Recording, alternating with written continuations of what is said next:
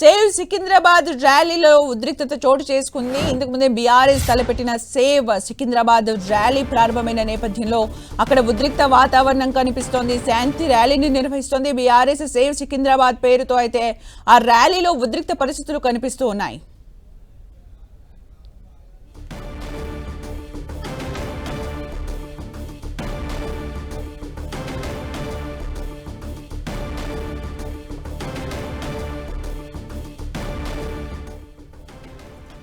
Save Secunderabad ర్యాలీలో ఉద్రిక్త వాతావరణం కనిపిస్తుంది. మరిన్ని అప్డేట్స్ మా ప్రతినిధి రాముడు అందిస్తారు. రాముడు,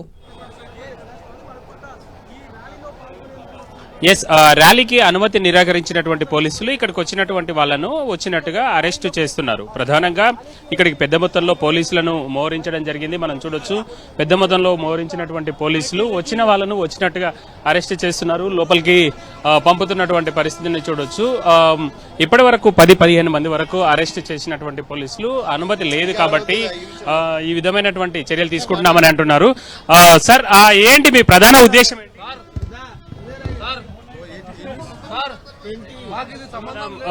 చూస్తున్నాం మనం, వాళ్ళు మాకు సంబంధం లేని వాళ్ళను అరెస్ట్ చేశారని వాళ్ళు చెప్తున్నటువంటి పరిస్థితిని మనం చూడొచ్చు.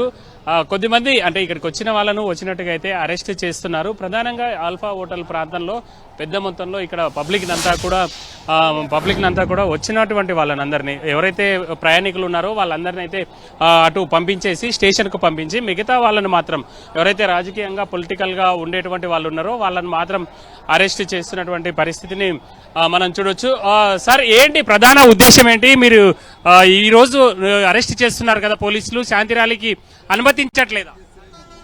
మేము ఒక సికింద్రాబాద్ ఉనికిని తీసేయడానికి ఈ యొక్క కుట్ర పందుతున్న ఒక గవర్నమెంట్ ఏదైతే కాంగ్రెస్ రేవంత్ రెడ్డి గారి కుట్రని తప్పుపడుతున్నాము కాబట్టి వారు అర్థం చేసుకోవాలి.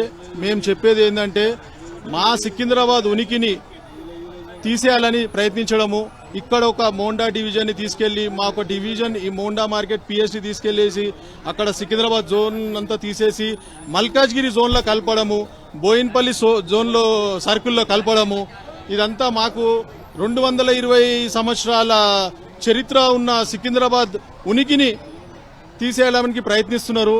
ఇక్కడ సికింద్రాబాద్ లష్కర్ బోనాలు అంటే ఒక ప్రసిద్ధిగాంచిన దేవాలయం, గణేష్ టెంపుల్ అట్లా చూస్తే అంటే ప్రధానంగా ఇటీవల కాలంలో జీహెచ్ఎంసీని రీఆర్గనైజ్ చేశారు. మొత్తం ఔటర్ రింగ్ రోడ్ వరకు విస్తరించిన తర్వాత వాటన్నింటినీ కూడా మళ్ళీ సర్కిల్ గా విభజించారు. ఆ సర్కిల్ విభజనలో కూడా శాస్త్రీయత లేదు. అదేవిధంగా ఇప్పుడు ఈ దానిని మొత్తం వేరే జోన్ చేయాలని చూస్తున్నారు.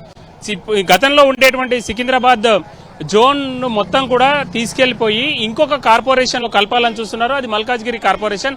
ఆ విధంగా కలపడం పైన అయితే నిరసన వ్యక్తం చేస్తున్నారు. ఇటు ఉండేటువంటి బీఆర్ఎస్ శ్రేణులు పిలుపునిచ్చాయి. అయితే అనుమతి నిరాకరించడంతో, అనుమతి లేకపోవడంతో ఇక్కడికి వచ్చినటువంటి వాళ్ళను అడ్డుకుంటున్నారు. అరెస్ట్ చేసి వాళ్ళని పోలీస్ స్టేషన్లకు తరలిస్తున్నటువంటి పరిస్థితి ఇక్కడ ఉంది. థ్యాంక్ యూ రాముడు ఫర్ ద అప్డేట్స్.